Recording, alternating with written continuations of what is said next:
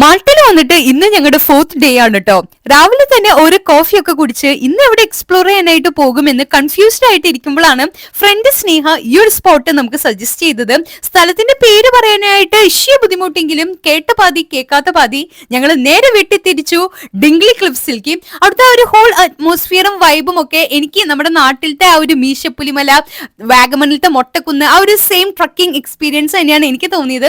അവിടെ നമ്മൾ അവരുടെ സ്പെഷ്യൽ ആയിട്ടുള്ള മാൾട്ടീസ് സ്പെഷ്യൽ കോഫിയും അതുപോലെ തന്നെ പ്രിക്ലി പിയർ ഫ്രൂട്ട് നമ്മൾ ട്രൈ ചെയ്തു. നിങ്ങളും ഇവിടെ ഡിംഗ്ലി ക്ലിഫ്സിൽ വരുവാണെങ്കിൽ മറക്കാതെ ഈ ഒരു പ്രിക്ലി പിയർ ഫ്രൂട്ടും മാൾട്ടീസ് സ്പെഷ്യൽ കോഫിയും ട്രൈ ചെയ്യാനായിട്ട് മറക്കരുത്. നല്ല കാലാവസ്ഥയും കാര്യങ്ങളൊക്കെ തന്നെയായിരുന്നു. ഒരു അമേസിങ് ഒരു പൊള്ളിയായിട്ടുള്ള ഒരു വ്യൂ പോയിന്റ് തന്നെയാണ് ഈ ഒരു ഡിംഗ്ലി ക്ലിഫ്സിൽ.